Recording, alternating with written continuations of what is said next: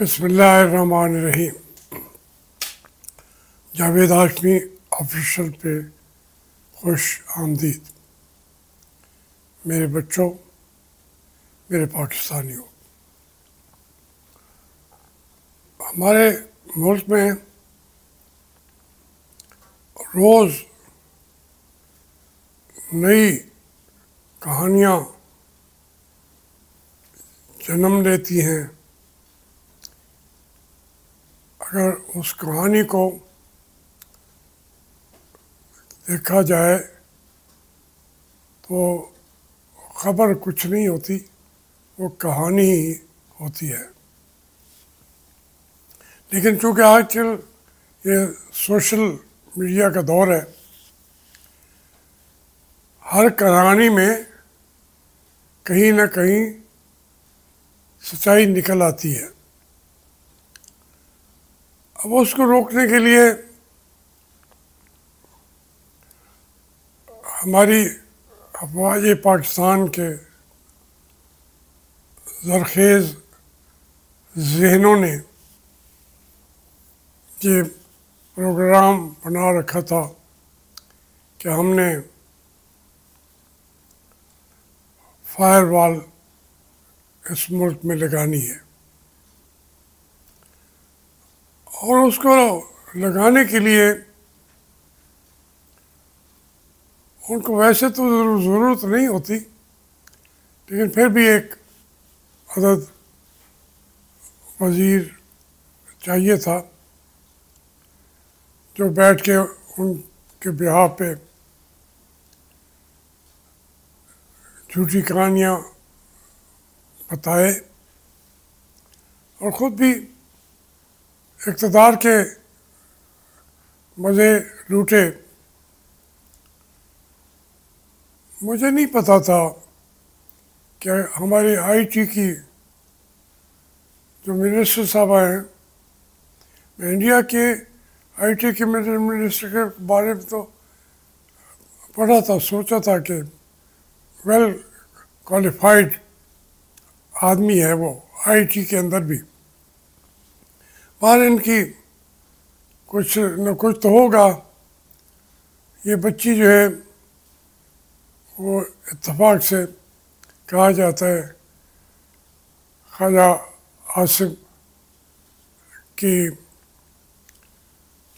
یا بھانجی ہیں یا بڑھ، تو لیکن یہ تو خیر ان کا حق سمجھا جاتا ہے. جو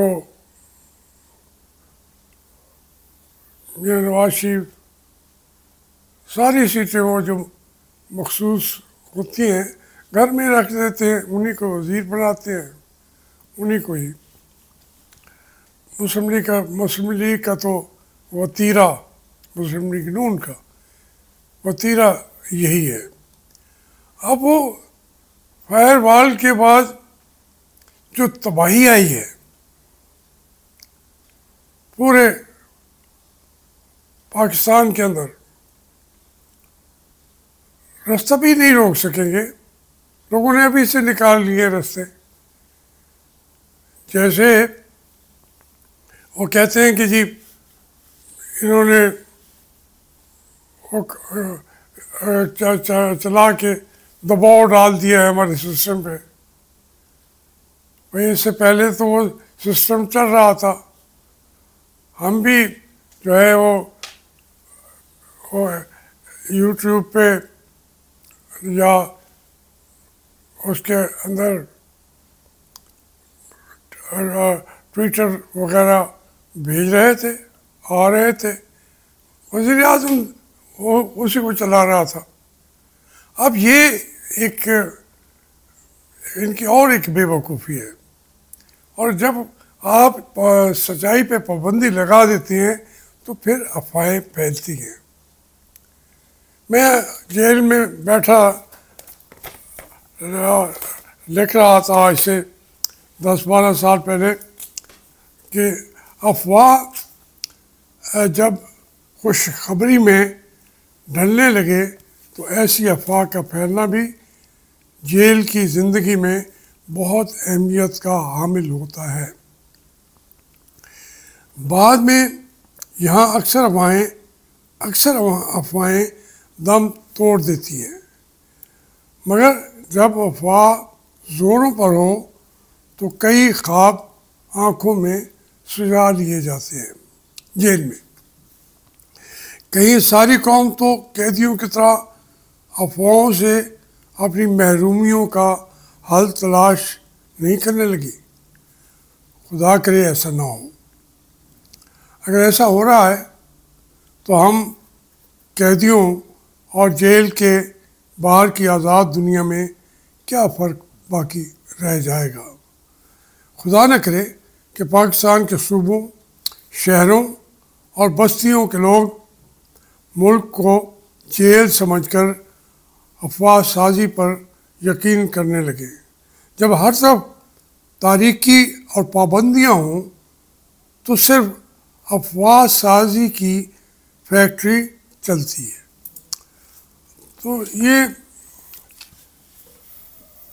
تو میں فائر وال کے بارے میں بات ضرور کرنا چاہتا تھا۔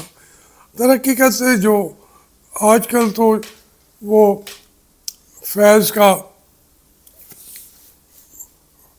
وہ کہتے ہیں مقام فیض کوئی جچا ہی نہیں، جو کنویں یار سے نکلے تو سوئے دار چلے، وہ تو اب فیض سوئے دار ہے۔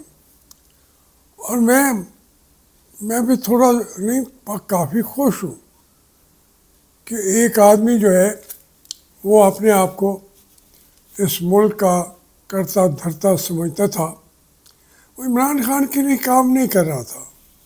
عمران خان اور سب کو وہ اپنے ہاتھ میں سمجھتے تھے کہ ہم ان کو اپنے یوز کریں گے، پھر ان بیساکھیوں کو پھینک دیں گے۔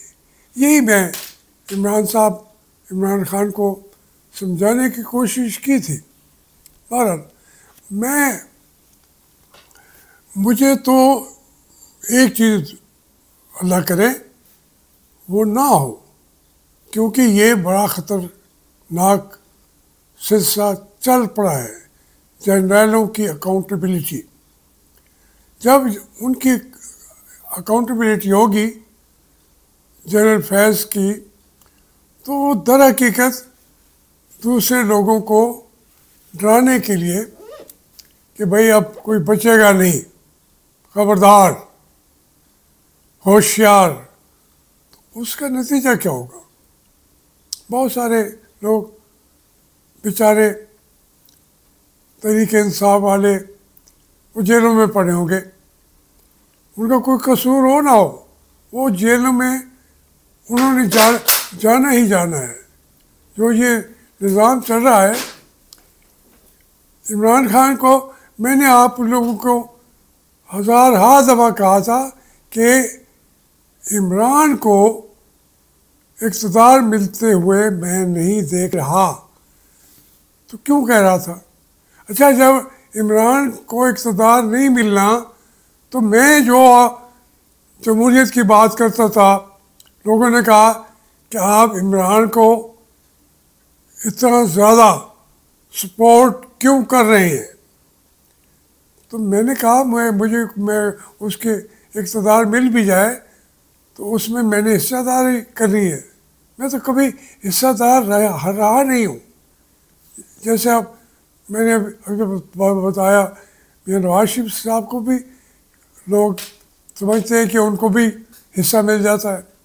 تو بات یہ ہے کہ عمران خان کو بڑی عرصے کے بعد، جو پاکستان میں کبھی سوچا بھی نہ تھا، ان کو لوگوں نے ووٹ دے دیے۔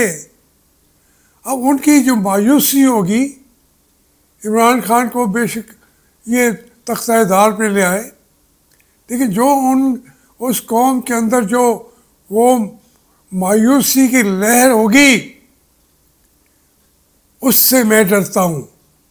اس لیے میں عمران کے حمایت میں بولتا ہوں کہ اس کو ووٹ ملے ہوئے ہیں، کہیں تو آپ ایک اینکر رکھیں گے نا پاکستان کو لیکن آپ عمران کو ہی اڑانے کا ارادہ کر چکے ہیں، بلکہ تہیہ کر چکے ہیں، تو وہ عمران نے اکیلے نہیں اڑنا، بہت سارے سب رینک جنرل، بہت سارے جو اس ملک کے اندر اس کے ملک کے آقا و مولا بنے بیٹھے ہوئے ہیں، یہ سارے کے سارے وہ رگڑے جائیں گے، بالکل رگڑے جائیں گے۔ دیکھیں ہمارے جو جنرل حضرات ہیں، قائد اعظم رحمۃ اللہ علیہ نے آزادی حاصل کی اور فاتح بن کر آئے، قوم کے لیے آزادی لے کے آئے، لیکن ہمارے جنرلوں نے ان کی زندگی میں ہی قائد اعظم کو شکست دے دی، قائد اعظم کی آزادی چھین لی۔ سب جنرلوں نے کہا جو یہ حکم دیتے اس کو نہیں مانا، اس کو ماننا ہی نہیں ہے۔ جو کمانڈر ان چیف تھے دو انگریز، انہوں نے بھی قائد اعظم کی حکم عدولی کی، انہوں نے کہا ہمارا جو ہے وہ supreme commander vice lord Mountbatten ہے، ہم کشمیر میں اس کی فوج سے اپنی فوج کو کیسے لڑاؤں، ایک ہی فوج ہے۔ تو یہ کبھی کام بھی نہیں آئے قوم کے، ہمیشہ یہ ایسے کرتے رہے، لیکن وہ کامیاب ہو گئے۔ اور یہاں پہ 77 سال سے انہیں کی حکومت ہے، اور اس کا نتیجہ آج آپ دیکھ رہے ہیں کہ پاکستان کے کہاں پہ کھڑا ہے، کسی فیلڈ میں کہاں پہ کھڑے ہیں، کوئی منہ دکھانے کے قابل نہیں چھوڑے۔ جب قائد اعظم کی آزادی چھن گئی تو میں کون ہوں؟ آزادی اور باغی اور تماشے، پھر مجھے تو یہ میرا کیا، پوری قوم کے ساتھ جو ہو رہا ہے وہی عمران خان کے ساتھ بھی ہو، وہی سب کے ساتھ ہو، لیکن اس کے نتیجے میں اب یہ ضرور امید کی چنگاری بھڑک اٹھی ہے کہ اس ملک پہ اب گولی کا راج نہیں ہوگا، اس ملک میں بندوق کا راج نہیں ہوگا۔ اتنا بڑا ملک، 25 کروڑ عوام، بھوکوں کی دنیا، وہ اپنی بھوک کا حوالے سے بھی اور اپنی آزادیوں کے حوالے سے بھی ایک دفعہ پھر آزادی حاصل کریں گے۔ قائد اعظم کی چھینی ہوئی آزادی بھی جو جنرلوں نے چھین لی تھی، بھائی کیا تھا قائد اعظم کے پاس؟ آخر یہ تو ایک دو دن میں تو وہ چلے جانا تھا، سخت بیمار بھی تھے، ان کو کہاں انہوں نے غلام بنایا قائد اعظم کو۔ تو ہم کہاں ان سے، ہم کس باغ کی مولی ہیں؟ اگر قائد اعظم کو غلام بنا دیا تھا، جو وہ مرد اہن تھا، فولادی عزائم رکھنے والا آدمی، جس سے آزادی چھینی انگریزوں سے بھی اور ہندوؤں سے بھی، اور یہاں کے بڑے بڑے ہمارے مذہبی رہنما اس وقت وہ جمعیت علماء ہند کے اندر یہ کانگریس کے حامی تھے۔ پورا پاکستان جو آج موجودہ ہے، اس نے ووٹ تو انہیں کو دیا، صرف جمعیت علماء ہند کو نہیں، یونینسٹ پارٹی کو بھی، کانگریس کو بھی۔ جو پاکستان مانگ رہے تھے وہ آج بھی بنگلہ دیش میں پھر پاکستان مانگ رہے ہیں۔ ان کے یہ نعرے کہ ہمیں پاکستان چاہیے، آج ان کے یہ نعرے سنیں گے تو پھر آپ کی ایک امید کی چنگاری بھڑکتی ہوئی نظر آئے گی۔